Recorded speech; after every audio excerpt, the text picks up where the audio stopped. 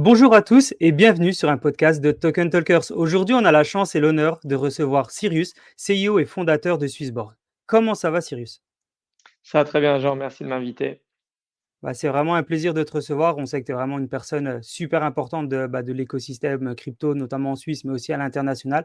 Tu as fondé Swissborg, c'est une compagnie naissante, grandissante et qui est en train d'exploser depuis déjà de nombreuses années. Je suis vraiment très impatient et très attentif au parcours de Swissborg et comment ça a été développé. Est-ce que tu peux nous en dire plus un petit peu par rapport à toi et la genèse, c'est-à-dire dans ton parcours, tu en es venu à attaquer la blockchain? Est-ce que directement tu es arrivé par le secteur des cryptos ou autre chose? Et quelles sont un peu les différentes expériences que tu as eues et qui ont influencé cette approche de la blockchain et le développement de Swissborg? Parfait. Je vais essayer de faire une un peu différente que je fais d'habitude. Allez, Euh, mais je commence toujours par ma famille parce que on est créé avec un code et le code vient de l'ADN de sa famille. Donc, je suis d'origine iranienne et suisse. Euh, j'ai vécu une partie aux États-Unis, après en France et après en Suisse. Et puis, ma famille, elle avait un peu tout perdu. C'était des Iraniens qui avaient des Suisses, des diplomates qui avaient un grand statut, des terrains, ce que tu veux, la propriété, de l'argent. Ils ont tout perdu à travers la révolution iranienne. ouais, Et je pense que quand j'ai vu un peu ma famille s'éclater, qu'ils ont tout perdu, mais surtout leur statut bon, leur argent, c'est qu'une seule chose. Mais en tant que jeune, je pensais que si j'allais gagner beaucoup d'argent, j'arriverais finalement de plus avoir de problème, d'arriver à cette indépendance financière, parce que j'ai vu ma mère et mon frère et moi, on a eu quand même quelques complications quand on était plus jeune. Et du coup, j'ai commencé en wealth management, ce qui était assez logique, en Suisse, parce que ouais, j'étais suisse d'origine. Je me disais pourquoi pas faire en Suisse. Et puis, faut pas oublier que la Suisse, c'est le pays du wealth management, de la gestion de fortune, et ouais, ainsi de suite. J'ai apprécié, je pense, la banque, mais pas tellement. Je pense que la relation clientèle, tout ça, c'était pas ce que j'aimais le plus. Après, je suis allé dans les fonds d'investissement hedge fund, parce que c'était un peu là où l'élite, toutes les personnes qui essaient de faire du rendement absolu, dans tout style de marché, en pariant à la hausse, mais à la baisse aussi, avec plein de différentes stratégies, soit event-driven, ou sinon quantitatif, et ainsi de suite. Et en fait, après, vers 33 ans, 32 ans, donc après avoir travaillé entre 8 et 9 ans dans ce marché-là, je me suis dit, mais en fait, ce qui me passionne le plus? Et, euh, et je pense qu'on a été des gros utilisateurs du c'était Web 1. Donc les premiers forums, si vous vous rappelez, et ainsi de suite, et les premiers moyens de téléchargement et cette culture peer-to-peer qu'il y avait. Et puis c'est vraiment ça qui m'a vraiment excité en fait. À l'époque, ok, on faisait de la breakdance et on téléchargeait de la musique de DJ aux États-Unis, au Japon, tout ça. C'était extraordinaire parce qu'on pouvait finalement se permettre de permettre de faire ce qu'on voulait en fait, créer quelque chose et l'envoyer et pas demander à une maison de disques de l'imprimer, de créer une cassette ou créer un CD, ainsi de suite, mais de vraiment créer un monde qui était complètement libre. Et ok, après, la Web 2, et la Web 2, c'était jamais ça. La Web 2, c'était plutôt, OK, maintenant, nous, on produit de la data et comment les gros, Facebook, Meta, Google, et ainsi de suite, arrivent à prendre cette data et ensuite vous marketer, vous vendre dessus, quoi. En gros, vous prendre comme des pigeons, vous créez dans un produit qui soit, disons, gratuit, et derrière, bah, vous êtes comme des esclaves, vous êtes là en train de travailler tous les jours, à scroller sur des vidéos et ainsi de suite, et à gagner rien, en fait. Mais juste payer de votre data. Et quand j'ai vu le monde de la Web 3, qui était au tout départ, donc ça c'était Bitcoin, moi j'ai vu que c'était mignon et qu'il y avait un truc qui était en train de se faire. Bon, 2013, 2014, je n'avais pas vraiment beaucoup d'intérêt, à part je voyais des gens qui achetaient des trucs sur Dark Web, moi, c'était pas mon délire. Et mhm. puis quand j'ai vu Bitcoin se fracasser, je sais pas, plus de 1000 à 250, je me suis dit, ah, si les gens ont acheté 1000, plus de 1000 balles, en 250, ça peut être intéressant. Et donc voilà, je suis entré par spéculation pure. Ce qui est assez marrant d'ailleurs, c'était l'anniversaire de mon père hier, que j'ai envoyé du USDT. Bon anniversaire à lui. Ouais, qui a eu 80 ans. Et Waouh, puis, c'est comme ça que j'ai compris le Bitcoin. Le Bitcoin, c'est le jour, en fait, j'ai envoyé des Bitcoins à mon père. Je dis toujours que c'est à mon père, c'est pas vraiment à mon père que j'ai envoyé. Je l'ai envoyé à mon cousin qui est en Iran et que lui, derrière, il a réussi à convertir ses bitcoins et donner de l'argent à mon père. Encore ce que je fais hier. Donc hier, encore une fois, j'envoie maintenant l'USDT, puis l'USDT est processé, des petites sommes, hein, pour être clair, hein, mais pour permettre de vivre finalement. Génial, génial. Et c'est là où je me suis dit, ouais, exact, qu'il y avait quelque chose à faire en fait, qu'il y avait vraiment quelque chose d'intéressant.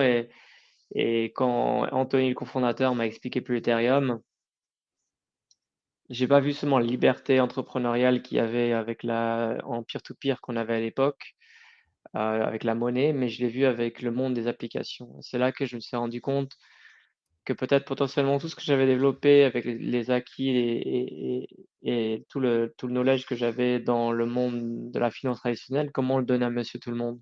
Comment permettre à tout le monde de devenir indépendant financièrement et à commencer à investir de façon aussi, pas seulement pour faire de l'argent, parce que c'est le besoin de base, mais Ouais, d'essayer de construire un écosystème. Parce que dans la finance, la raison pour laquelle personne n'est intéressé, c'est en général, on part d'un jargon où personne n'arrive à comprendre.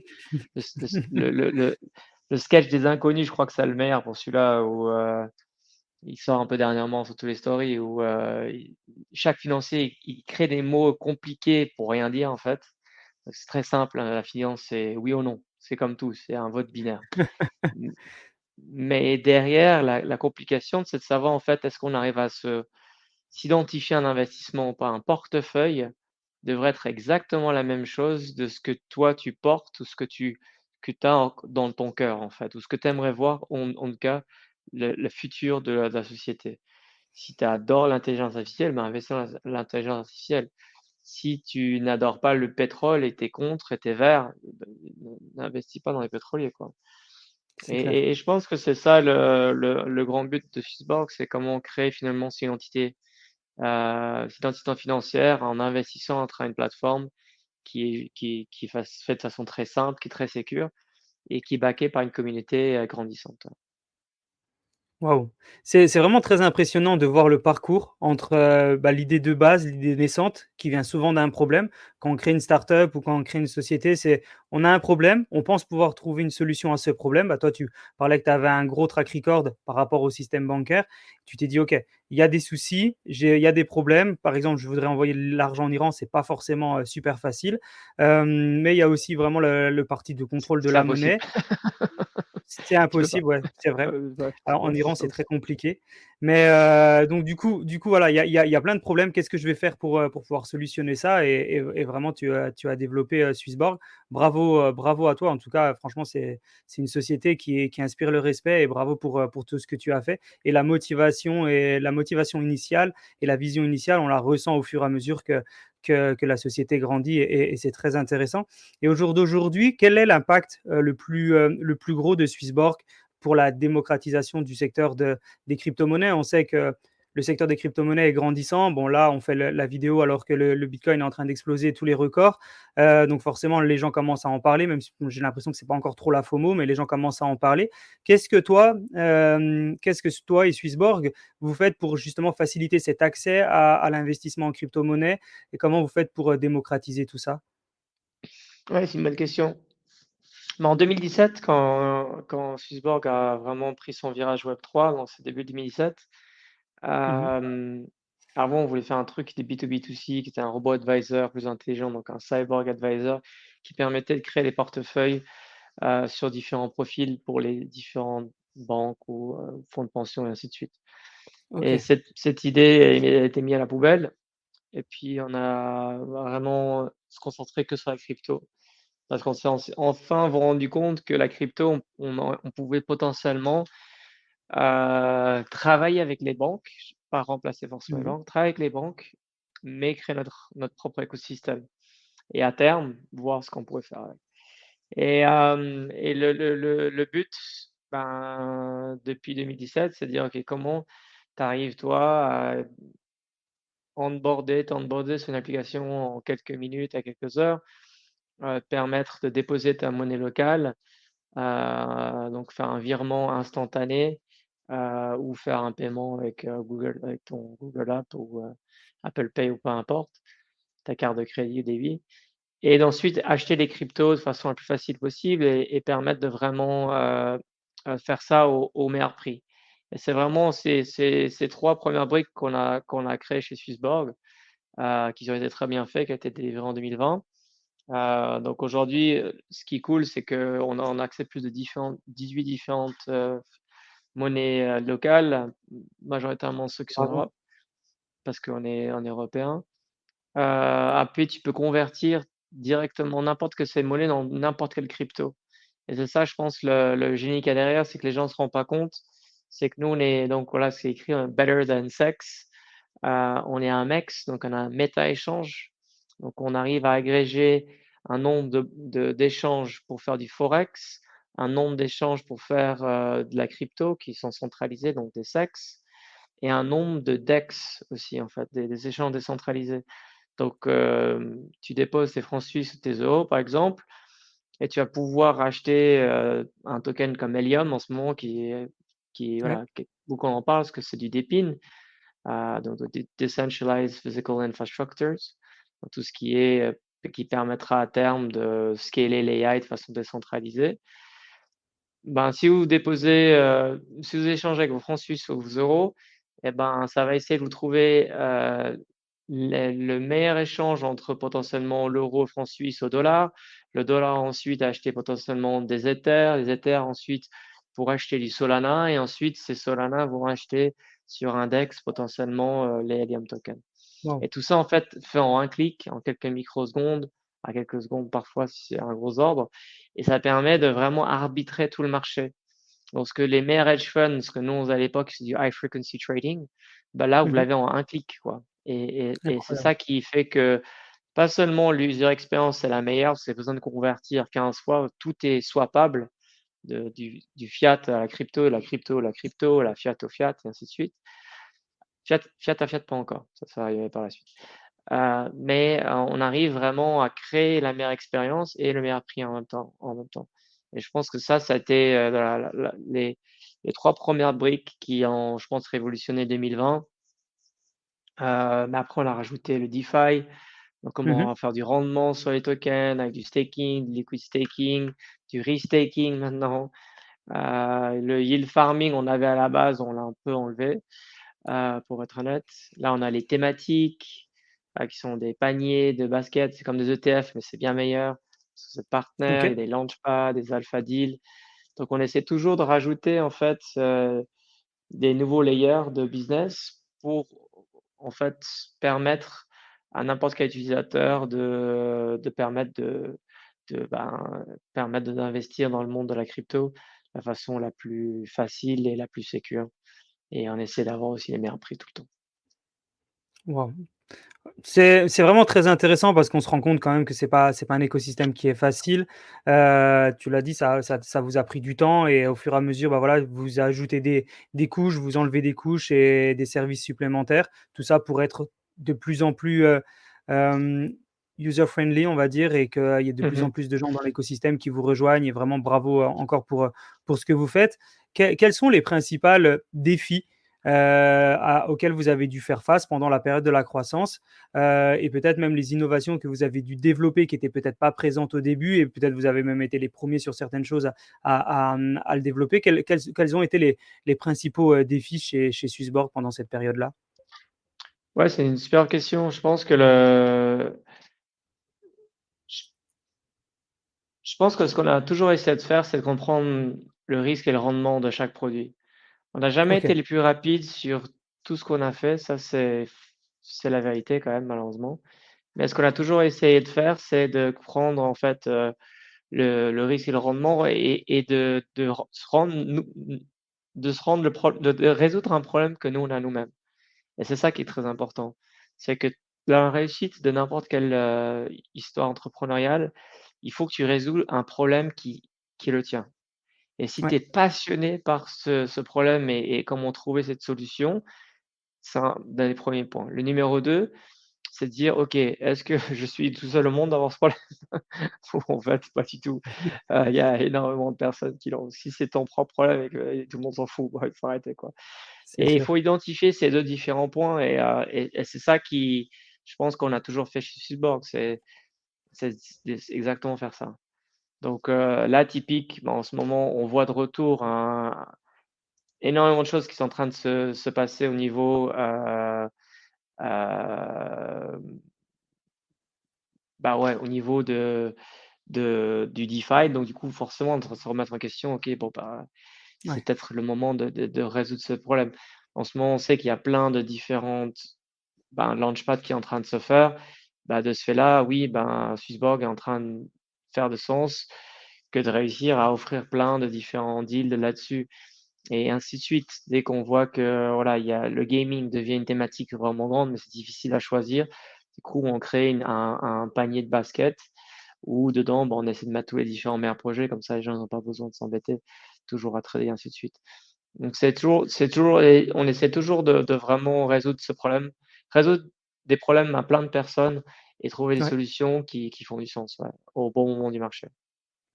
Ah ouais, c'est super intéressant parce qu'on voit que vous mettez du coup quand même le client au cœur du défi de votre innovation. Parce que votre Mhm. objectif principal, c'est quoi? C'est tout simplement de développer des meilleures choses pour que les utilisateurs soient heureux, prennent peut-être moins de risques ou des risques un peu plus considérés. Parce que vous-même, vous prenez le temps de trier et de choisir vraiment les meilleures choses pour eux. Et ça c'est vrai que c'est quand même aussi très suisse, hein, où les gens préfèrent prendre le temps.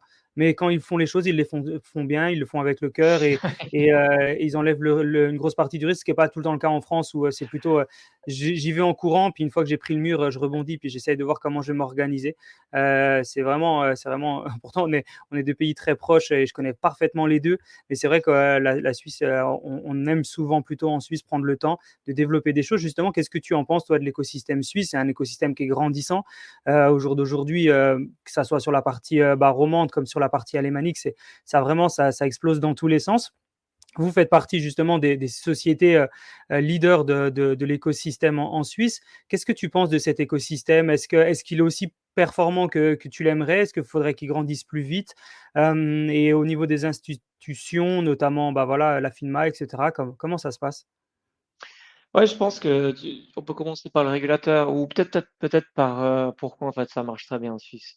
Le Suisse, c'est le pays qui a finalement, c'est la seule démocratie dans le monde déjà pour être clair. Tous les autres démocraties, c'est des démocraties qui font semblant d'être une démocratie, donc ça veut dire c'est le delegated proof of stake, comme tu as dans la crypto. Tu élu des personnes pour élire en fait des lois. La blockchain et la Web3, ça a toujours été, c'est le fondement, ça a été ça. C'était comment, en tout cas, je parle pas du Bitcoin, mais je parle vraiment d'Ethereum et ainsi de suite, et de tout ce qui était derrière, c'est comment en fait te permettre de offrir finalement un monde qui soit décentralisé. Et Ouais, je pense que ça, c'est un des premiers points qui est vraiment important. Et toutes les conceptions qu'il y a de DAO, c'est exactement ce qui se passe, par exemple, moi, à Zouk ou ailleurs. C'est-à-dire, tu veux une piscine de 50 mètres, bon, bah, tu élis ça, les gens ils disent, OK, est-ce que c'est possible ou pas? Et ensuite, tu as un budget qui est émis. Les personnes disent, bon, bah, ça va coûter, je sais pas, 10 millions pour créer cette grande piscine. Et après, c'est aux contributeurs, donc les token holders, hein. Quand tu payes des taxes, tu as un token holder de ton canton, en fait, en Suisse. Et ben après, tu appuies sur le bouton oui ou non. Et c'est ça, finalement, ce que la blockchain essaie de mettre en place. C'est ce que la Suisse a réussi à se mettre il y a déjà ouais, il y a quelques siècles. Donc, le concept lui-même est déjà assez logique. Je pense que la pratique financière aussi, en fait, hein, la Suisse a toujours été un pays qui était, alors oui, régulé par la FINMA, mais on le voit que la FINMA elle-même, et même avant, tout était un peu autorégulé. Donc, il n'y avait pas forcément que la FINMA qui régulait tout le monde. Il y avait beaucoup de systèmes d'autorégulation en fonction, une fois, pas, on va dire pas des cantons, mais plutôt des places financières comme à Genève et à Zurich, et ainsi de suite. Donc, c'est ça qui fait que finalement, l'idée de base fait du sens. Et après, la numéro 2, c'est qu'on a eu beaucoup de chance finalement en Suisse, c'est que beaucoup d'acteurs ont reconnu ça en Suisse, comme quoi c'était un pays ouais, qui était en fait avenant. Donc, un des premiers échanges a été fait en Suisse à l'époque, c'était à Neuchâtel. Il y avait plein de différents projets qui sont venus ici, comme Ethereum et ainsi de suite. Et je pense que ça fait que voilà, beaucoup de personnes se sont toujours dit, bah, la crypto, c'est intéressant. Après, en 2017, bah, les régulations sont arrivées avant tout le monde. Juste que je répète ce que je viens de dire, les SEC et CFTC aux États-Unis, ils ont toujours rien fait. En 2017 ou 2018, j'ai trop de mémoire maintenant. potentiellement, non, c'était en 2017, je pense. Ils ont déjà mis un framework en place pour classifier les tokens. Donc, si c'est des monnaies, si c'est du utility token ou si c'est des security tokens. C'était très très clair dès le départ. Par la suite, ils ont fait ce qui est par rapport aux ICO, ATG, et ainsi de suite. Donc, quand tu as un frame, si ça rentre dans les mœurs du pays, numéro 2, si le pays a un règlement, un framework réglementaire qui est logique, bah, ça va juste permettre finalement à grossir. Après, les crypto valley et ainsi de suite. Donc, il y a Ouais. eu, je pense, plein de sociétés aujourd'hui qui se sont fait. C'est beaucoup dans le B2B quand même, parce que c'est la Suisse. La Suisse, c'est un pays B2B, parce que c'est un petit pays avec plein de langues, donc c'est très difficile de faire du B2C. Mais c'est clair, il y a plein d'acteurs et ça va que continuer, je pense. Ouais, je pense que le retail est aussi beaucoup plus près que dans d'autres pays. La Suisse, c'est quand même aussi un pays d'investisseurs où les gens, sont prêts à prendre des risques pour mettre de l'argent quelque part. Je sais plus quel sondage j'avais vu, mais j'avais vu que 70 des Suisses, c'était peut-être 80, mais je pense que c'était 70 des Suisses, investissent ou sont prêts à investir, alors soit via les piliers, ça forcément ils le font, ça ils ont pas le choix, mais ils peuvent le faire aussi avec leur propre monnaie et je pense que ça fait aussi la force de la Suisse. Après, il y a un plus gros pouvoir d'achat que partout dans le monde. Et ce qui fait que peut-être 70 des gens souhaitent investir et travailler. Ce qui fait que ce qui fait que c'est aussi une place forte. Et si tu as une société dans l'écosystème, même si au début, bah, comme pour tout écosystème, peut-être le Web3 et surtout la partie crypto, ça faisait peur. Bah, maintenant, il y a de plus en plus de gens qui sont dedans et de plus en plus de gens qui font grossir l'écosystème. Et je pense aussi qu'il y a une partie un petit peu éducation sur les crypto-monnaies. Et justement, je sais que Swissborg, vous participez à ça. Vous travaillez beaucoup sur la partie éducation des utilisateurs dans la partie crypto-monnaie. Alors, vous êtes pas une école, hein, bien sûr, mais vous faites le nécessaire pour éduquer les gens et rendre le site accessible, compréhensible et faire beaucoup, beaucoup de choses. Pour toi, c'est vraiment quelque chose qui est important, l'éducation pour les gens, pour qu'ils puissent comprendre l'écosystème. Ouais, je pense que c'est clair. Bah, aujourd'hui, il y a comme tu es en train de faire, il y a plein d'acteurs qui sont là à pousser, je pense, l'éducation. Et c'est super important de permettre de faire cela. Ouais, Je pense que toute technologie, s'il n'y a pas d'éducation derrière, tout produit qui n'a pas d'éducation, malheureusement, c'est un produit qui va être seulement réservé à une certaine élite. Et si on n'arrive pas à résoudre ce problème numéro un, bah, malheureusement, ça ne va pas se passer. Et on le voit aujourd'hui avec le Bitcoin. Le Bitcoin a été très bien développé et très bien marketé et très bien finalement expliqué. Il y a toujours des losers qui arrivent vraiment à rien comprendre. Donc, plein d'acteurs institutionnels, voilà, qui sont juste soit politiquement contre pour différentes raisons. Donc, ils n'ont pas le droit de vraiment dire ce qu'ils pensent ou juste qui sont vraiment des gens, voilà. Ces gens, j'aime pas la couleur rouge, bah, j'aime pas la couleur rouge, quoi. Il y a rien à expliquer, quoi. ouais. Mais on comprend aujourd'hui la valeur qu'il y a et il y a plein de personnes, dont les plus gros financiers d'histoire, comme Larry Fink, qui disent, bon, bah non, it's one of the best tangible assets to invest. Et c'est ça qui fait que bah, aujourd'hui, bah, le prix, on est au plus haut, on est au plus élevé, quoi. Ouais, c'est clair. Puis c'est sûrement pas terminé. Alors, c'est pas un conseil en investissement, bien sûr, mais en tout cas, c'est vraiment pas terminé. Et ça fait que grandir. Au jour d'aujourd'hui, Swissborg, vous êtes présent dans combien de pays? Je pense qu'on est dans beaucoup de pays, mais je pense majoritairement ce qu'on est, c'est vraiment l'Europe. Aujourd'hui, Ouais, c'est l'Europe qui fait que le plus du marché, quoi. Euh, c'est sûr. c'est ça c'est ça, je pense, les pays de base, la Suisse, la France, le UK et tous les autres pays européens, là, on est majoritairement. On a choisi l'Europe parce qu'il n'y a pas d'acteurs européens, à part Ouais, Bitpanda et nous, aujourd'hui. Il y a quelques autres acteurs, mais voilà, qui sont pas vraiment spécialisés pour l'Europe. Et je pense que c'est vraiment important de continuer là-dessus parce que tu as aux États-Unis des acteurs, il y en a des très bons comme Coinbase et Kraken. Il y a aussi des très mauvais qui en a eu dans l'autre cycle. Et il y en aura de nouveau, hein, des FTX et ouais, autres. Et de l'autre côté, tu as les Asiatiques qui sont très casino, no KYC, ainsi de suite, et puis qui vont petit à petit fermer l'un après l'autre. C'est juste une question de temps que ça va se faire. Et je pense que nous, on a toujours voulu, comme tu as dit avant, bah, c'est clair, on n'est pas les plus rapides. Mais c'est en général, quand il y a de la, quand il y a de l'argent, social media, tout ça, c'est un peu différent. Mais quand il y a de l'argent Ouais. qui relate à ça et les régulations, et c'est juste une question de temps, toutes ces applications, de toutes les, ouais, les échanges chinois, tout ça, ils vont être virés, quoi. Ouais, ça C'est va juste faire une un question de tri, temps. ouais, Un ça va très faire un clair. tri Donc, tri automatique avec le temps. Mais en tout cas, c'est bien. Je pense aussi que votre marketing est très européen aussi. C'est peut-être pour ça aussi qu'il y a pas forcément beaucoup d'acteurs encore, qui le voient à l'étranger, qu'ils peuvent passer par Swissborg. Effectivement, en Europe, on connaît tous, je parlais de Kraken, Coinbase, Crypto.com, je sais pas, Binance et cetera. Ça, on les entend tous parler. Mais nous, on sait ce qu'il y a presque en dehors de l'Europe. Par contre, les gens qui sont, en Asie ou qui sont aux États-Unis, ils ne voient pas encore les acteurs comme Swissborg sur le marché européen parce que justement, je pense que la partie marketing n'a pas encore été beaucoup développée dans ces pays. Mais une fois qu'il y aura un gros tri et que les acteurs pas sérieux vont disparaître, ça va laisser de la place encore plus à des acteurs super sérieux comme Swissborg et c'est vraiment très, très intéressant. En plus de ça, bon, bah, Swissborg grandit aussi grâce à son token. Félicitations pour ça. Je sais que c'est quelque chose qui grandit bien. D'ailleurs, pareil, il n'y a pas très longtemps, j'ai vu une vidéo et une personne qui disait dans dans quelle crypto tu penses qu'il faut vraiment investir en 2024. Il en donnait trois et dans une des trois, il y avait le Borg.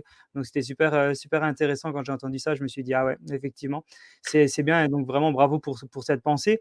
Comment pour toi la partie crypto, le Borg ou d'autres sont en train d'influencer avec la finance numérique et les cryptos, comment c'est en train d'influencer l'avenir de la finance, comment tu le vois en train de se placer. On sait que c'est que le début, que ça va encore grandir.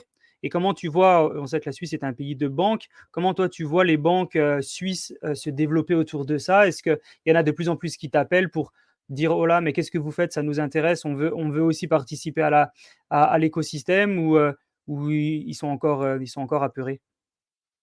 bah, je pense que, déjà comme classe d'actifs, ce qui est très intéressant de la crypto, c'est que finalement, on mesure le côté fondamental, on va dire, de la valeur d'une crypto de façon très différente de celle d'un stock.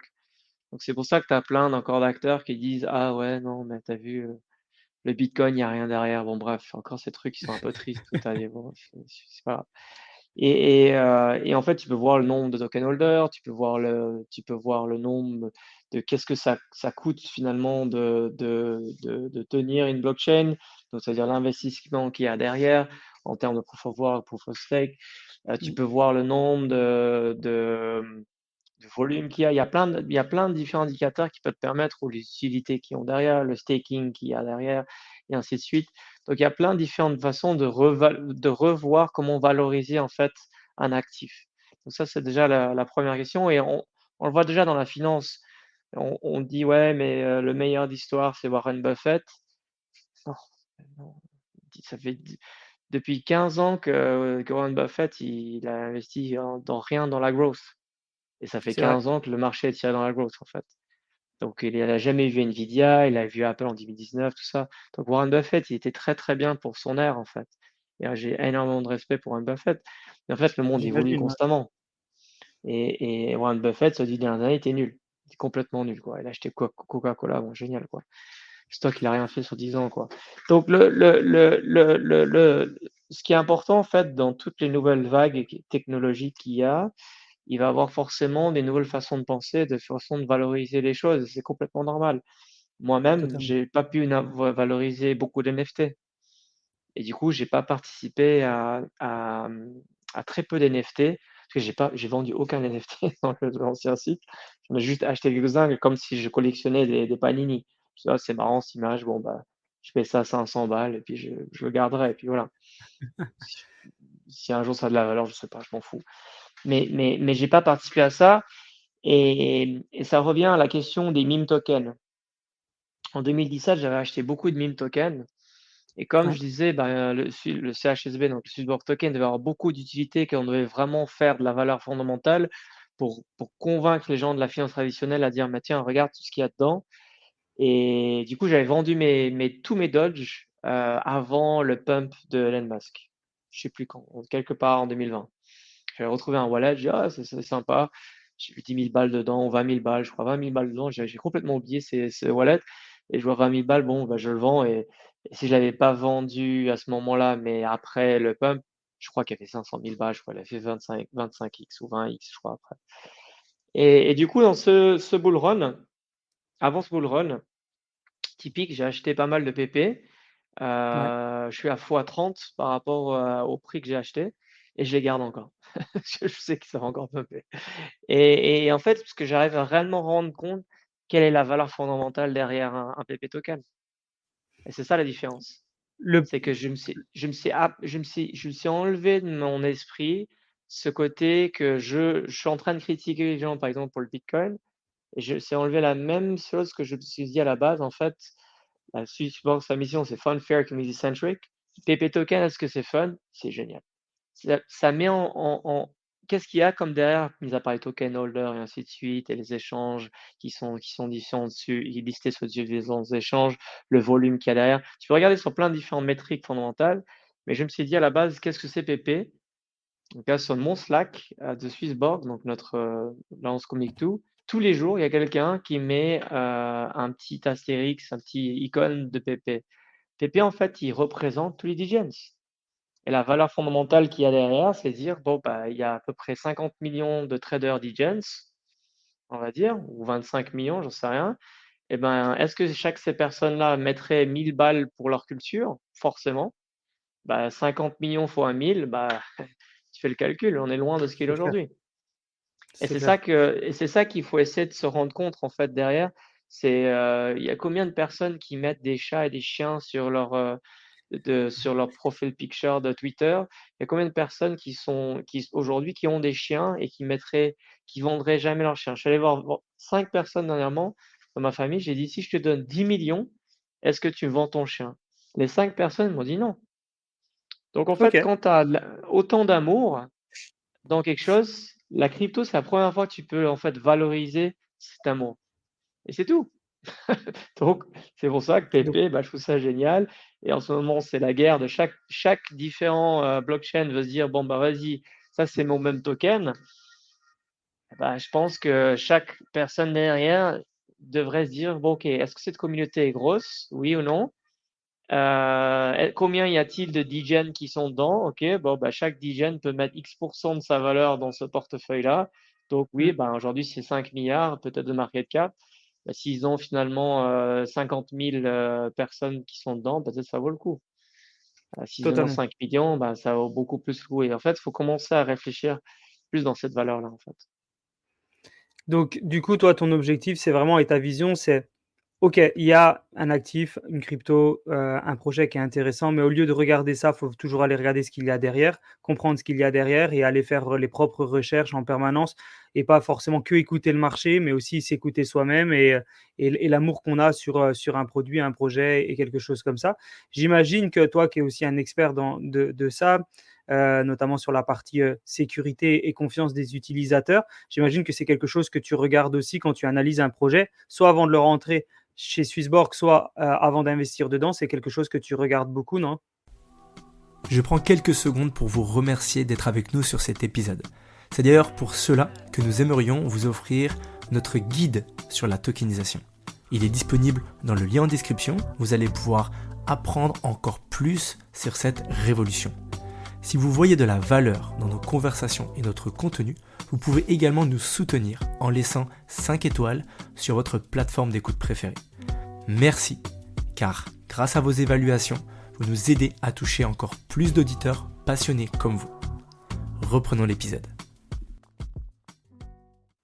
Ouais, exactement. Donc, Swissborg, il y a il y a un gars sur Twitter, il est génial. S'il écoute, j'adore ce que tu fais, je te déteste, mais j'adore ce que tu fais. Il m'envoie que des tokens, il dit trop tard, trop tard, trop tard, et j'adore ce qu'il fait. C'est génial parce que, alors pas tous, hein, Peace, Jup, on les a listés le premier jour, mais c'est des gros projets. Les petits Ouais. projets qui sont de faible capitalisation ou qui sont pas sur d'autres échanges, bah déjà d'une, en principe, on ne veut pas les lister à part si c'est sur Solana, parce qu'on peut lister DEX, mais ils doivent être sur les échanges qui sont avec nous. Donc, ça veut dire Kraken, Binance, Bitfinex, LMAX majoritairement. Donc, il doit être vraiment Ok. ce cadre d'échange. Et puis, sur Solana, on peut lister n'importe quel token. Mais on prend beaucoup de temps, en fait, parce qu'on veut quand même se permettre de dire que ce projet, fondamentalement, va exister dans le prochain cycle. On veut pas, on se différencie des casinos où, donc Ouais. MEXC ou Gate.io ou KuCoin.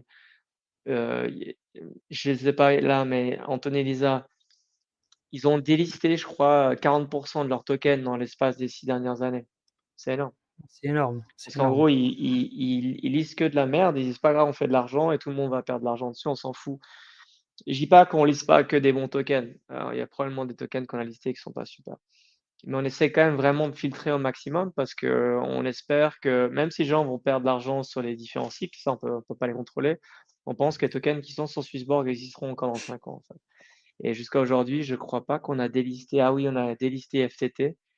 Ouais, bah, ouais. D'ailleurs, qui a encore une bonne performance, ça j'arrive, bon, bah, ça crypto, j'arrive pas à comprendre pourquoi. Mais voilà, on essaie vraiment de délister très très peu de tokens. Donc, Je en m'arrête juste gros, 2 secondes. Juste 2 secondes, je fais t'arrête. Je vais seulement. juste prendre à boire. Fais seulement. Et donc, du coup, Sirius, en gros, de ce que je comprends, c'est que si vous listez un token sur Swissborg, c'est un token dans lequel toi, tu aurais aimé investir. Ce qui n'est pas la vision des gens que tu disais avant, qui sont plutôt dans le mode casino gambling, en se disant, OK, nous, on affiche, on affiche, on affiche. La plupart des tokens, on n'ira même pas dedans. On les regarde même pas en rêve. Vous, si on le liste, c'est qu'on y croit et qu'on serait prêt à investir dedans. Et je pense que pour les utilisateurs, c'est avec des plateformes comme la vôtre qu'on veut travailler. Parce que qu'on veut travailler, qu'on veut investir, qu'on veut acheter, etc. Parce qu'on se dit que déjà, le travail, le filtre, il a été fait en amont. Au jour d'aujourd'hui, il y a tellement, tellement, tellement de propositions de tokens qu'on ne sait plus dans lequel investir ou on ne sait plus dans lequel, même lequel regarder. À partir du moment où on travaille avec quelqu'un qui liste et qui trie à l'avance, bah, on se dit que si on y va, on n'y va pas les yeux fermés, bien sûr, mais on prend peut-être un petit peu moins de risques. Et je pense que vous devez beaucoup travailler avec des partenariats, justement, et des collaborations vachement, vachement stratégiques dans l'industrie. Est-ce que tu peux justement nous parler de tout ce qui est partenariat clé que Swissborg a su développer depuis tant d'années? Ouais, je pense que ben, en ce moment, ce qui est intéressant, c'est tous ces différents prix Launchpad. Donc, Ouais, ces pépites qui permettent nous d'investir avant le lancement de ce token. Donc, par exemple, Chronoforge je suis dégoûté, je l'ai raté celui-là, j'étais en train de travailler dur et puis malheureusement j'ai raté celui-là. Mais en gros, on crée différents volts alpha qui ouais, sont des volts qui vont permettre d'investir dans des projets qui ne sont pas encore listés. Et ça, c'est les Favor, les Chronoforge, qui sont en général des projets dans lesquels ben, on les connaît bien. Et ce qu'ils recherchent chez Swissborg, c'est pas de l'argent, seulement de l'argent, c'est concrètement comment nous apprend à faire on va jouer à Chronoforge par exemple. Donc il y a notre guilde des Xborg, on pourra parler d'Xborg après, mais qui permet vraiment d'utiliser Swissborg pas comme juste une plateforme d'investissement et lisser leurs tokens par la suite, mais vraiment comment nous devient des utilisateurs de leur plateforme. Favor, c'est un peu la même chose, c'est un sort de Twitter qui est sur Lens protocole, qui est voilà, un des gros acteurs du monde du social media décentralisé. Et ouais. comment tu rajoutes des utilisateurs sur la plateforme. Donc c'est toujours un peu, c'est là qu'on essaie de faire des partenariats qui sont grands et les projets, bah, ils adorent ça. Alors, on essaie de faire ça aussi avec des projets qui existent déjà, mais qui sont à la casse, comme GoGoPool, ça en était un. Je crois qu'ils l'ont acheté à 3, il est déjà, je sais pas combien, il est au moins 15 balles, je crois. Donc, Ah c'est ouais, un projet qui est à la casse. Nous, on aime beaucoup l'avalanche. ouais, Euh, et en gros, l'idée, c'était de permettre de faire du staking à travers GoGoPool. Donc, encore une fois, là, on fait ça avec EigenLayer aussi. Pour ceux qui ne savent pas qui c'est EigenLayer, c'est le plus gros, ouais, c'est de loin le numéro un plateforme de DeFi, je dirais, ou le nouvelle thématique de cette nouvelle phase de cycle, donc numéro 4. ok. Donc, de faire du restaking à travers eux. Euh, Donc on essaie toujours, voilà, de proposer de l'investissement. Dans le groupe, il a 13, pardon, je m'excuse, pas 15. Mais bon, les gens, ils ont presque fait 4,5, voire presque 5 depuis, ce qui est génial. Et voilà, on essaie vraiment de toujours faire la même chose. C'est comment on crée Bravo. des synergies qui sont pas seulement basées sur l'investissement, mais sur l'utilisation de l'application. Et c'est ça la grosse différence et ce qu'on avait déjà fait à la base. On était un des plus gros stakers chez AV à l'époque. Aujourd'hui, Solana, on l'utilise comme protocole qui permet de réunir tous nos DEX. Donc, tous les DEX qui sont, quand tu traites n'importe quel token dans le réseau de Solana, tu utilises vraiment la blockchain de Solana chez Swissborg. Il n'y a aucun autre sexe du monde qui fait ça. Pour être clair, je répète, si vous allez chez Coinbase, Kraken, Binance, peu importe, ils vont pas utiliser en fait la technologie de la blockchain. C'est juste les wallets. Nous, on utilise vraiment, et c'est ça qui fait que finalement, je crois que beaucoup de personnes arrivent à s'identifier au niveau de Swissborg. C'est qu'on n'est pas seulement là pour gagner de l'argent, on est là en fait pour utiliser la technologie et créer une communauté qui est soudée au sein de ces différents projets. C'est ça la beauté qu'elle a. Qu'il y a derrière, OK. Et je pense qu'il y a quelque chose qui est aussi, très, très intéressant. On a parlé juste avant un petit peu de la partie réglementaire, conformité et cetera. Au jour d'aujourd'hui, tu parlais que vous étiez présent dans le paysage européen et pas que, bien sûr mondial. Comment vous arrivez, vous, à naviguer dans cette partie-là? Donc, pour la FINMA, c'est bon, c'est clair, vous travaillez avec eux. Si demain, il y a une partie réglementaire un peu plus grosse qui se développe, notamment MiCA, et cetera, est-ce que c'est un objectif aussi pour vous? Ouais, complètement. Donc, nous, on est régulé en Estonie et en France OK. pour la crypto. Donc, on a un agrément et puis les FIU, on est régulé avec l'Estonie. Et puis, voilà.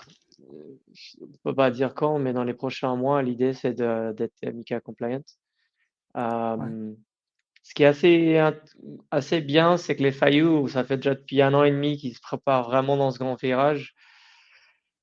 Pour faire juste quelques chiffres, plus ou moins, c'est pas, des fois je me trompe sur les chiffres, mais en gros, en 2021, on était genre 6 000 personnes, 5 000 à l'FIU.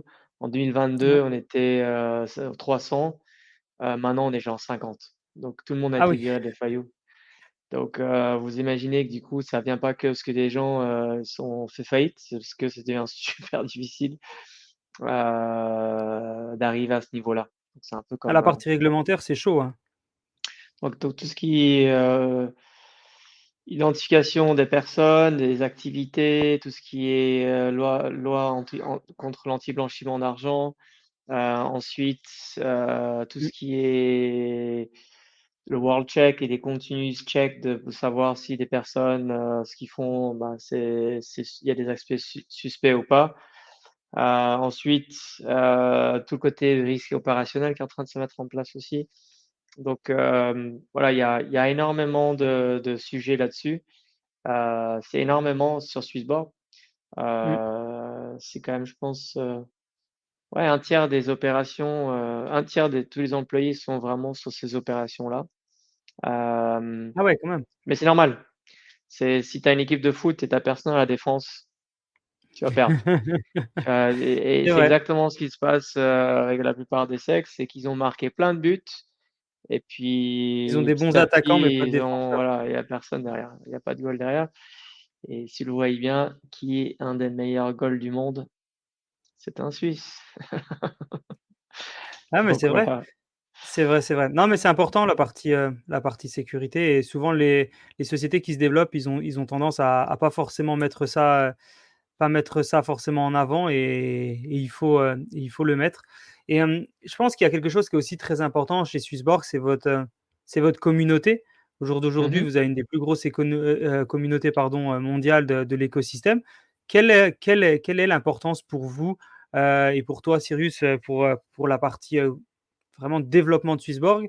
Quel est le rôle, hem, quel est le rôle de cette communauté au sein de Swissborg?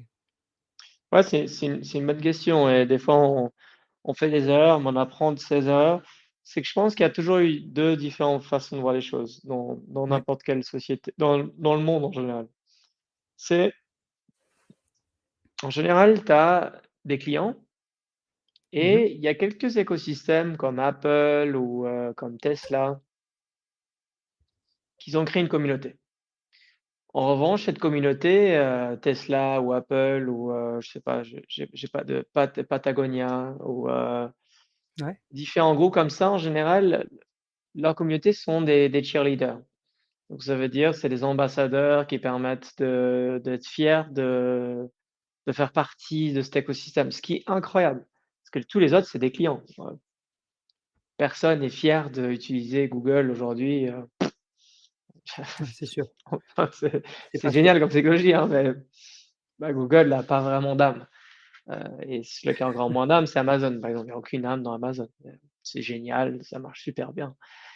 Mais si demain Amazon, il y a quelqu'un qui m'offrait une autre solution meilleure qu'Amazon, bon, j'hésiterai pas une seconde. En C'est clair. revanche, Tesla, je suis pas sûr de partir d'acheter une autre voiture. Je pense que Tesla a réussi à montrer, en tout cas moi personnellement, que je serais probablement fidèle. Et là où on voit la communauté cheerleader à builder, c'est la crypto. Euh, Moi, j'ai jamais fait de deal avec Satoshi Nakamoto, quoi. J'ai vu le truc, ça a aidé ma relation avec mon père. Ça m'a permis aussi de me rendre financièrement indépendant. Donc oui, est-ce que je suis redevable? C'est clair. Mais il n'y a jamais eu de deal que je disais, ah, si je faisais tout ça, je devais construire Swissborg pour que tout le monde puisse acheter des bitcoins. Et encore moins avec ce qui s'est passé avec Ethereum. Je connais jamais rencontré Vitalik. On a développé une plateforme pour pouvoir travailler ici. Notre token était basé là-dessus. Et si je Ok. pousse cette analogie, encore la même chose. Alors oui, alors Solana, je suis plus proche humainement de cet écosystème, mais je suis pas un bon pote d'Anatoly et ainsi de suite. Donc, donc c'est ça qui devient transcendant dans la Web3, c'est que à partir des protocoles, comme tu as un alignement, un intérêt en général qui est financé, mais potentiellement tes tokens peuvent permettre d'avoir de la gouvernance, tu peux commencer à devenir plus qu'un cheerleader et tu peux en vivre ta vie entière et développer des activités que Totalement. sur ça en fait. Et c'est ça un peu ce que nous, on a essayé toujours de faire. Alors on a les référals, ainsi de suite. On n'a pas encore réussi, mais c'est marrant que tu es en train de dire ça. Maintenant d'ailleurs, c'est que je viens de voir Sussex, c'est un gars de la communauté qui est incroyable, que j'ai jamais rencontré malheureusement. En tout cas, je me rappelle pas. Et puis, il vient de poster une grosse votation qui a été sur Polkadot pour qu'on réussisse à développer quelque chose sur Polkadot Cool. et ainsi de suite, qu'on travaille plus avec Polkadot. Et il y a déjà eu 499 voix qui ont voté là-dessus. Je viens de le voir ce matin. C'est Ok. Anthony qui l'a vu. S'il y a vraiment beaucoup d'intérêt vis-à-vis de cela, je n'ai pas encore eu le temps de lire ce que c'est exactement, mais my name is One Month Polkadot Awareness Campaign. Voilà, on devrait faire un mois de Polkadot Awareness Campaign sur Swissport. Trop Et bien. si on fait ça, eh ben on va recevoir des dots, j'imagine. Je ne sais pas ce qu'on va faire exactement. On va faire quelque chose. Et c'est ça qui est incroyable de la blockchain. C'est-à-dire, ce gars-là, il n'a pas donné il s'en fout de savoir ce que nous on veut ou pas. Il va faire ça, cette votation va passer, et puis si elle passe, c'est génial, et là, on implémente, quoi. Et c'est ça le génie. Si demain tu veux lancer un même token et tu veux faire quelque chose d'incroyable, fais-le. Colony Labs, voilà. Un autre. J'ai fait un meeting dernièrement avec Colony Labs, qui est un francophone aussi. C'est le launchpad exclusif de Avalanche, dans un écosystème, encore une fois, dans lequel on est très intéressé. C'est un gars de la communauté qui a développé sa propre société et ainsi de suite. Et on m'a dit, ah, mais tiens, sérieux, c'est trop bien tout ça, est-ce que ça te dit de lui parler? Je dis, bien sûr, si on est en train d'investir dans le alpha, pourquoi pas? Puis il m'a raconté toute l'histoire, je me disais, mais c'est génial, c'est encore plus, c'est un gars c'est vraiment un border. Donc forcément, on va réussir à pousser l'écosystème. Et c'est ça je pense qu'il faut C'est important. réussir à pousser dans les Web3, c'est tu as énormément de possibilités de partenariat.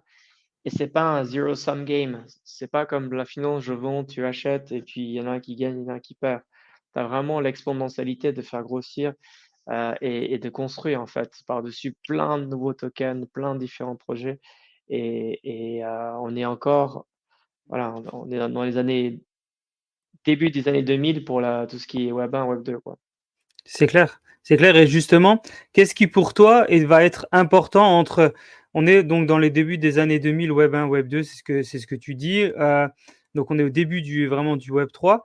Et qu'est-ce qui va faire la bascule du fait qu'il va y avoir de plus en plus d'utilisateurs? Quelle évolution va arriver ou quelle chose, et quelle est ta vision par rapport à ça, quelle chose va pouvoir faire que ce Web 3 va encore plus exploser et qu'il y aurait de plus en plus de retail dans le marché? C'est une superbe question et je pense que je vais répondre malheureusement que c'est pas dans ce cycle. Ah ouais, Et ok, peut-être que je me trompe. Ouais, là, on le voit par exemple, il n'y a super pas tôt, hein. encore le retail. Il y a un tout petit peu plus ce matin qu'il y avait la semaine dernière, mais tu vois, pour l'instant, il y a que de l'argent qui rentre des institutionnels. Ok, donc il y a tous ces nouveaux personnes nationales qui rentrent et tous les gens qui sont like crypto degens, les gars, ils sont en train de se faire tellement de pognon que, en gros, ça permet de faire une rotation de projet en projet, les AI, même token, et des pins, et puis ça reprend un peu des gens de l'époque qui disent, OK, il faut que je réinvestisse un peu de l'argent. Donc, on grossit de façon, je dirais, de façon mieux que la dernière fois, parce qu'il y a vraiment de l'argent institutionnel. Ouais. Mais on recommence un peu ce qui s'est passé derrière. C'est en gros, il y a AI, bye, bye, bye, quoi. Hein, au même token, bye, bye, bye. Et puis derrière, on n'essaie pas vraiment de comprendre ce qu'il y a. Donc ça va faire que tôt ou tard, beaucoup de ces projets vont perdre 99% et la moitié, voire trois quarts de ces projets vont aller à zéro. Ce qu'on avait vu dans le cycle passé, ce qui était cool, c'est qu'il y avait deux applications qui avaient ramené beaucoup d'utilisateurs. Le numéro un, c'était Axie Infinity. Ouais. Donc en gros, comment permettre de ramener de l'esclavage pour jouer à des jeux pour des gens de l'Asie du Sud-Est, pour miner Axie et faire un centre de Ponzi derrière avec des token economies qui n'étaient pas forcément bien fait, mais peut ramener un grand nombre. Mais je crois qu'il y en a eu, c'est toujours difficile à comprendre réellement ce qu'il en était, mais on va dire il y avait entre 20 et 30 millions du cas de wallet. On va dire au moins 20 millions de personnes qui sont C'est venues énorme. jouer à ce jeu. Énorme. Même dans le jeu normal, c'est énorme. 20 millions, c'est énorme ici. Et en crypto, je sais pas, si tu vas sur Aave qui est le premier protocole DeFi ou les autres, je pense qu'il y a moins d'un million de personnes. Je dis ça au hasard, mais on peut en regarder après, mais je pense qu'il y a vraiment moins. Et la plus grosse votation qu'il y a eu dernièrement, c'était sur Jupiter. Il y a eu Ok. 170 000 votes, qui est énorme, hein. Ah, mais c'est la plus grosse votation de l'histoire de la crypto, je crois. 170 000. Ouais, ce qui est pas beaucoup, hein. Ouais. Il n'y a pas tellement de monde finalement dans le Web3 pur. Beaucoup de gens qui investissent, il y a beaucoup de gens qui utilisent la Web3. Et donc, du coup, en fait, pour revenir à ce qui s'est passé, il faut qu'il y ait un jeu vidéo ou un réseau social qui est exceptionnel. Farcaster, pour l'instant, c'en est un qui est bon. Ouais. Euh, Ah, un il réseau y a vraiment social d'après toi? Ok. Oui, parce qu'aujourd'hui, il y a 90% des personnes qui sont sur la Web 2 qui sont sur les réseaux sociaux. Il y a 50% de ces utilisateurs qui jouent aux jeux vidéo. Donc, il faut que ça vienne de la même chose. Donc, soit un réseau social qui est exceptionnel. Pour l'instant, comme je dis, il y a Farcaster, il y a Lenster qui, voilà, il y a ce qu'il en est. Il y a Favor qui est en train de faire plus en plus de bruit, qui est un de nos partenaires. Ouais. Il y a, sur CyberConnect, il y a quelques trucs asiatiques qui sont pas trop mal, mais c'est beaucoup de gens qui cherchent du airdrop encore pour l'instant. Je vois pas. Sur Farcaster, il y a beaucoup de geeks, il y a beaucoup de développeurs, mais ça me semble encore difficile. Et Favor, ce que j'aime bien, c'est un peu comme Swissborn dans un sens, c'est un peu Web 2,5. Le content est de mieux en mieux, donc on va voir par la suite comment ça évolue. Donc, tu as besoin d'un killer app qui soit web, qui soit social media ou des jeux vidéo. Et c'est vrai qu'il commence à avoir des nouveaux jeux vidéo qui sont vraiment beaux. Il n'y a pas besoin d'avoir un triple A game, il faut juste qu'un jeu il soit cool en fait, hein. Si un Candy Crush est super génial, ça suffit largement finalement, hein, parce qu'il Totalement. y a plus de gens qui jouent à des jeux type Candy Crush dans le monde qui jouent finalement à Fortnite ou peut-être Fortnite, peut-être je l'enlève parce qu'il y a tellement de joueurs, mais que d'autres jeux comme FIFA et ainsi de suite. Euh, Donc ça, et le problème numéro 2, je pense que la custody des assets, c'est encore trop difficile. Ah, Je c'est pense que les clair. wallets aujourd'hui, l'user experience des wallets et ainsi de suite, c'est vraiment mauvais. Nous, on a voulu partir dans ce virage-là. On n'a pas vraiment su le faire. On n'a pas su le faire. On l'a pas prioritisé plutôt. Mais c'est clair qu'on aura besoin tôt ou tard d'avoir dans Swissborg l'application, un wallet dans lequel on peut partir. Et si tu perds tes clés, bah, c'est pas grave, tu reviens chez Swissborg et on va réussir à régénérer tes clés privées, ainsi de suite. Mais dire que tu perds tes clés privées, c'est fini. Ça, Bah, c'est... c'est inconcevable pour beaucoup de gens qui sont dans le système bancaire. C'est comme si tu leur dis, bah, à partir du moment où tu as sorti ton argent, bah, il est perdu. Et pour beaucoup de gens, c'est un petit peu compliqué. Et c'est ça qui fait parfois un peu la difficulté. Bon, maintenant, si moi demain je retire de l'argent à la banque et que j'ai du cash et que je perds mon portefeuille, je vais revoir la banque, ils vont me dire bah non, vous avez perdu votre argent, c'est votre responsabilité. Mais c'est vrai que je pense que le user experience peut être amélioré déjà pour pouvoir faciliter la connexion et l'accessibilité, ce que fait beaucoup Swissborg. Et effectivement, toute la partie que je te dis derrière, je pense vraiment qu'il doit y avoir un gros travail qui va faire qu'il y aura de plus en plus d'utilisateurs. Et quand tu dis que ce n'est pas sur ce cycle-là, bah, du coup, tu te dis que c'est peut-être potentiellement sur le prochain. Et du coup, ça laissera encore plus de temps à se développer, à arriver avec des applications qui seront meilleures. Swissborg sera encore plus fort d'ici là, puisque vous avez fait en pas longtemps. J'imagine que le reste du temps, vous serez encore meilleur. Et du coup, bah, la plupart des utilisateurs vont arriver plus facilement dedans et vont vraiment être bah, directement. Parce que aussi, il y a beaucoup de gens qui entendent encore la partie arnaque, crypto, scam. Il y a aussi beaucoup de gens qui ont peur parce qu'ils se disent oh là là, mais moi je connais rien parce que les mots qu'ils utilisent, je ne les comprends pas. Tu parlais de la finance avant qui est compliquée. Bah, dans le monde quand même de Ouais, crypto, c'est pareil, quand ouais. même beaucoup des mots qui sont super compliqués. Et donc tout ça additionné fait que ça peut être parfois un petit peu difficile. Mais bon, bah, on verra. Il faudra vraiment faire un équilibre entre tout ça et faciliter l'accès. J'avais une question pour toi. Cyrus, tu travailles avec ton frère notamment. Comment ça se passe de travailler en fratrie comme ça? Des fois, ça doit être pas facile tous les jours. Euh, je sais ce que c'est que travailler en famille et justement, j'avais une question par rapport à ça. Comment toi, tu arrives à gérer, à trouver l'équilibre entre relations familiales, relations professionnelles, etc. avec ton frère? Ouais, que ce soit avec mon frère ou tu vois, Anthony, c'est un de mes potes Ouais. depuis, on se connaît depuis qu'on a 20 ans, quoi. Ah bah voilà, ça fait 20 ans. Euh, mais pareil, Jérémy, ça fait moins, mais ça fait bien 10-12 ans. Christophe, pareil, ça fait au moins 15 ans, je pense. J'ai une tante chez Incroyable. Swissborg.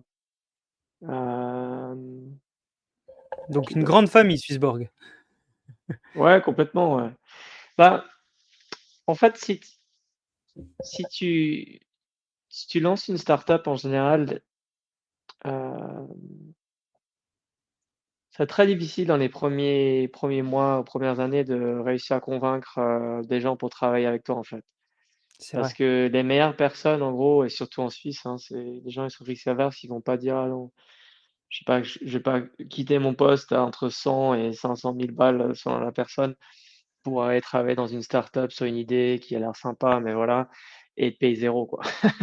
C'est clair. Donc, en gros, les seules personnes qui peuvent convaincre, c'est les gens à qui tu passes beaucoup de temps parce que d'une, bah, ils ont confiance en toi et de deux, ben, tu Ils leur parles tout le comprennent. temps de ça.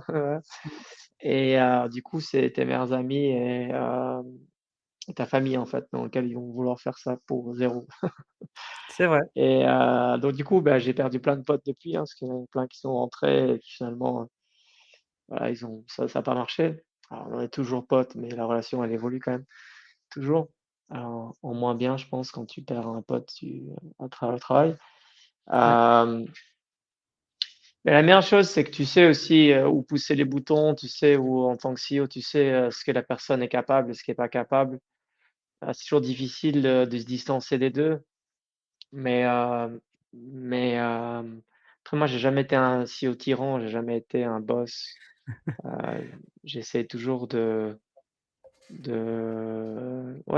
souple, hem, d'être l'anti-militaire. Donc, parfois j'essaye quand même de tirer des conclusions et d'essayer d'aller vite, mais j'essaye tout de même, j'espère que j'essaye de, ouais, trouver le consensus.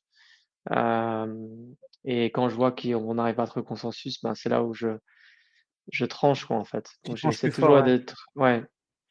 Et j'ai jamais été un, voilà, j'ai jamais été un Trump comme style, genre, ok, bon bah, c'est blanc ou noir, t'as 24 heures pour me répondre et on prend cette direction. Du coup, je suis beaucoup plus lent, je pense, en tant que et Swissborg est plus lent. Et un des problèmes collectifs qui sort souvent, en tout cas dans les discussions ce matin, c'est des fois on va dans une direction, mais on n'y va pas 100% en fait. Et ça, c'est jamais la meilleure, mais en même temps, c'est jamais la pire. Ouais, Donc, non, mais c'est ça. Après, il faut quand même tester et puis tu dis: «Bon, bah, si c'était pas la bonne direction, au moins je regrette pas de l'avoir testé» et puis exact. j'ai le droit aussi de me tromper, de faire une erreur et d'apprendre de mon erreur pour aller, ailleurs. Et, Mais c'est euh, et pas par ouais, c'est contre, pas ouais, ouais, mais quand je vois que c'est quelque chose de vital, en revanche, là, on fait très vite. Et en général, oui. je laisse pas le temps de réfléchir. C'est juste ça, en fait. Donc, c'est très suisse, quoi, en gros. Euh, Non, mais c'est bien. On voit, c'est différent des fois des startups à la française où on le disait juste avant qui foncent, qui foncent, qui foncent, qui foncent et qui se posent pas de questions. C'est beaucoup plus réfléchi. Tu prends le temps, tu dis: «OK, j'analyse, j'ai pas besoin», il y a une expression qu'on utilise en France, mais qui est aussi utilisée en Suisse, c'est bah, il n'y a pas le feu au lac. Mais c'est vrai que ça marche beaucoup en mhm. Suisse parce que, bah, notamment à Lausanne, il y a un magnifique lac. Et vraiment, c'est ça la Suisse. C'est non, OK, il n'y a pas le feu, on prend le temps, on réfléchit, on fait les choses bien. On va peut-être se tromper, mais en attendant, si on prend une direction, on va avoir bien réfléchi de la direction dans laquelle on prend. Et ça, c'est vraiment très intéressant et ça apporte une vision qui est différente, par exemple, d'autres pays, notamment la France. Vous recrutez un petit peu aussi des personnes en France parce que tu disais que c'était difficile au début de trouver des personnes, bah, notamment en Suisse. Du coup, comment vous avez fait votre recrutement à l'époque? Vous l'avez fait et comment vous le faites encore maintenant? Beaucoup en Suisse, vous recrutez un petit peu partout, notamment aussi en France? Non, non, ouais, je crois on est 45 en Suisse et 206 en tout. Donc, non, Waouh! on a 4 bureaux principaux. Donc, on a la Lausanne, ensuite on a Tallinn, qui est un gros bureau. On a Lisbonne aussi, qui est un gros bureau. Puis après, il y a Dubaï. Après, les gens ils sont Ouais, un peu de partout. Il y a beaucoup de gens en Pologne, mais ça, c'est tous en remote. Donc, on est très aussi, ça aussi, c'est pas le plus rapide, hein. La culture du le remote, remote, ouais. c'est quelque chose de très pur et très bon. Ça permet vraiment aux gens de rester, voilà, dans leur cocon familial où ils préfèrent être. Après, en termes ouais, d'être rapide, malheureusement, il faut dire la vérité, c'est beaucoup moins rapide. Tu dois faire plein de meetings, tu es toujours online, que finalement, tu serais juste en train de faire un high five à un gars et dire, écoute, bon, vas-y, viens, on va à droite, on va à gauche. Bah, ça va C'est plus clair. rapidement, mais c'est comme on a commencé comme ça. En gros, voilà. Puis le Covid, bah, ça a juste fait de façon que de toute façon, on pouvait vraiment, vraiment pas faire différemment. Et le fait qu'on a aussi choisi le langage de Scala, qui est le langage qui a été Ouais, inventé à l'EPFL, qui est probablement une des meilleures langues de programmation pour le back-end et la scalabilité, ben, c'est difficile de trouver tous ces ingénieurs à un endroit en fait. Donc, c'est euh, sûr. donc Ouais, je non, on est comprends. très ouvert, il y a toujours des postes. En ce moment, on recherche toujours des gens, des ingénieurs, il y a des gens dans l'opération majoritairement.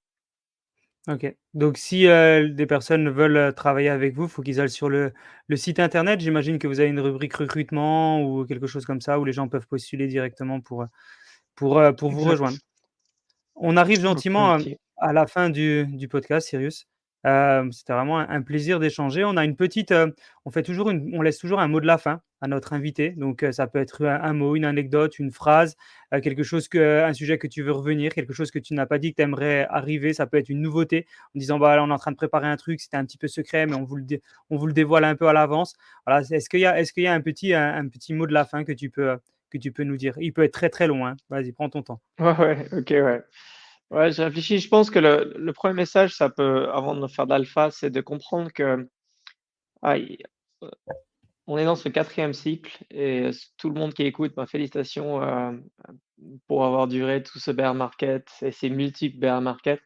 Ça montre encore une fois que ce que vous êtes en train de faire ben, va changer pas seulement votre vie, mais en fait celle des prochains. Je pense ça que c'est vraiment important, c'est que c'est finalement la première fois de l'histoire humaine que Monsieur Tout-le-Monde a eu la chance de devancer les rois, les reines, les princes et les princesses. Et, Tellement. et je pense que grâce d'argent qu'on a permis vraiment d'accumuler, c'est comment avancer de façon sûre demain. Euh, donc félicitations. Ça, le deuxième message, c'est plus sur ce cycle. Il est différent. Et clair et net, il est différent. Il peut être peut-être potentiellement plus long parce qu'il y a beaucoup d'argent qui est en train d'injecter dans ces ETF, mais il n'y a pas encore Ethereum, donc il y aura beaucoup d'argent qui va être injecté dans Ethereum. Après, ouais. Ensuite, le cycle de marché fait que si la baisse des taux arrive en Q2 ou en Q3, mais elle va arriver tôt ou tard, dans une forme ou dans une autre, tous les assets, des risqués assets vont pumper. Ça va continuer en fait. Il faut vraiment comprendre qu'on a une corrélation qui est beaucoup plus importante vis-à-vis de la macroéconomie mondiale qu'on avait Mhm. auparavant. Ça sera de plus en plus logique. Euh, mais ce qu'il faut aussi comprendre dans le cycle de la crypto, c'est qu'il va y avoir tôt ou tard un moment que ça va faire mal. Et ça ne veut pas dire que c'est la fin, il va probablement avoir des moments de hausse et de baisse, un peu de volatilité, potentiellement très, très prochainement. Mais parfois, il va y avoir probablement un bear market. Donc, c'est quand même très important de prendre des profits. Voilà. Numéro 3, maintenant, c'est la composition de ses portefeuilles.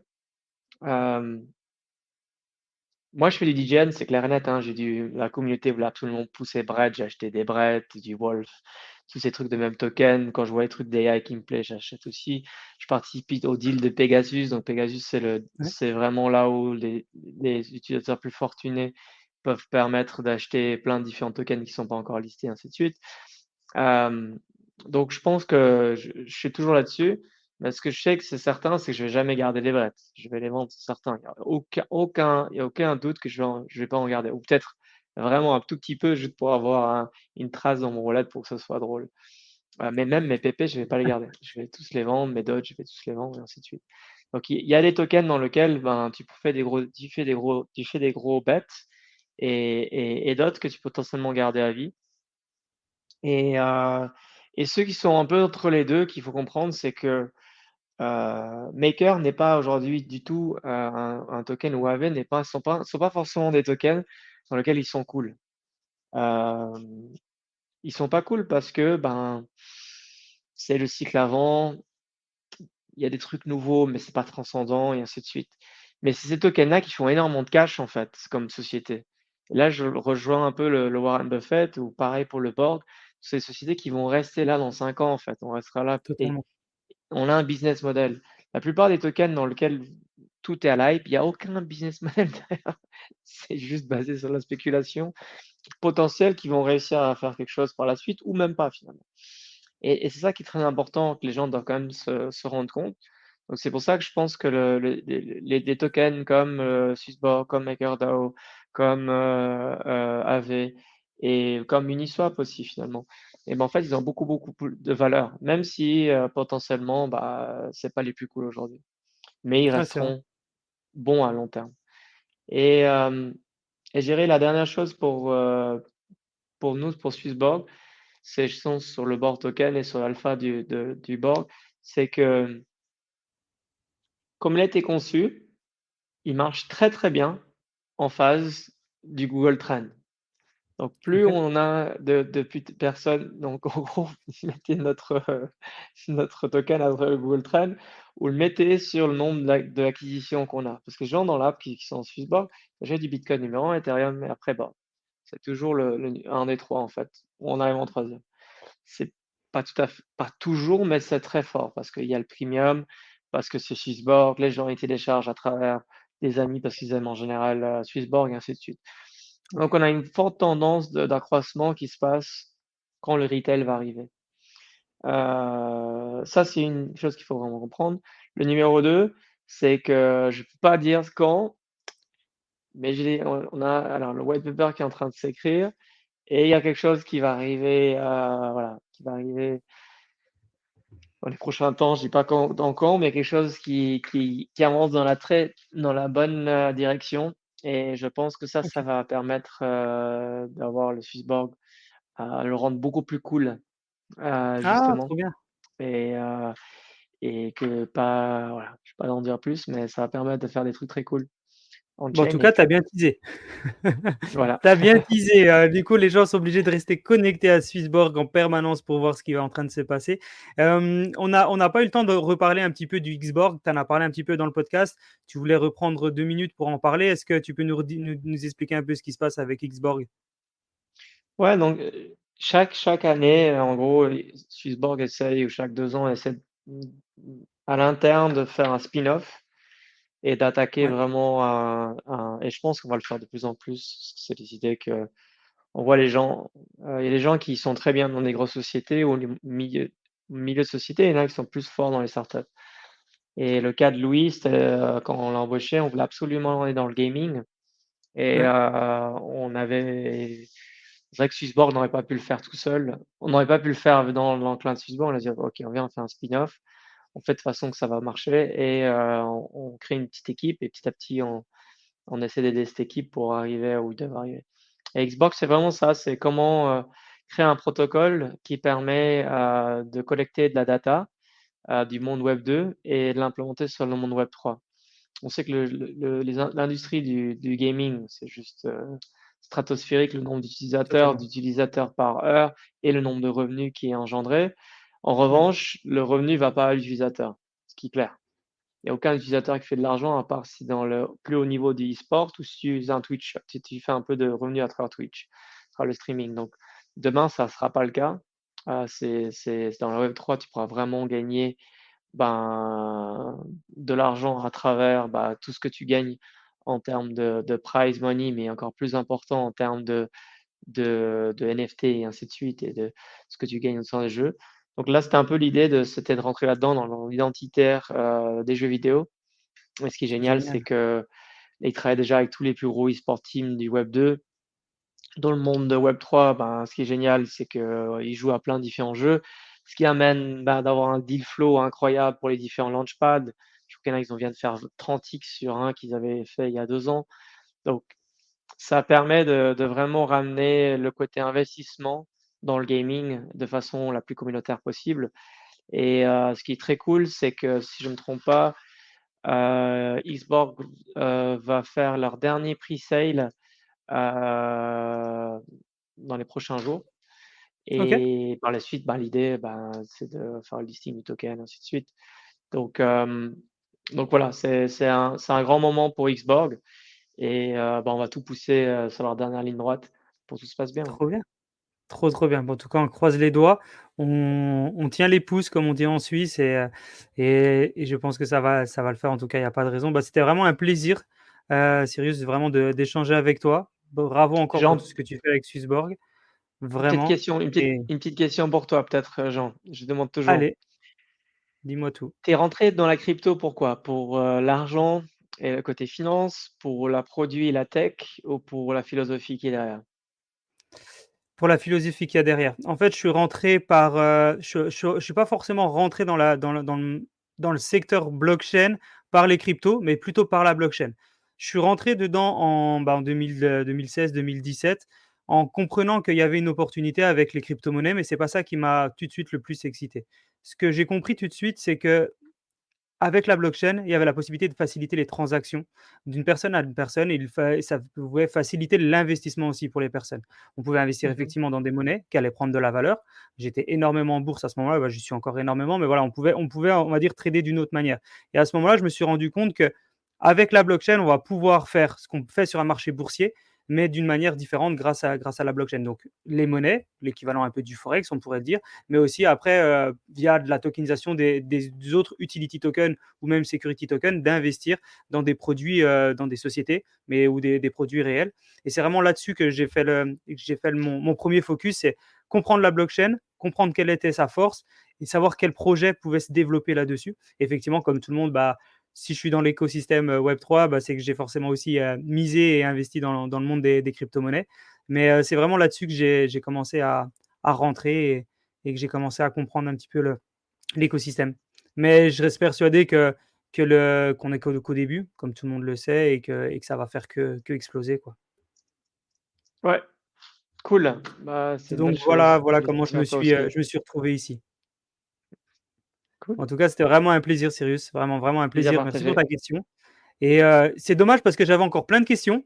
Et on fera peut-être un autre podcast parce que je pense que je n'avais même pas fait la moitié des questions que j'avais pour toi. Mais c'est vraiment un plaisir de te recevoir.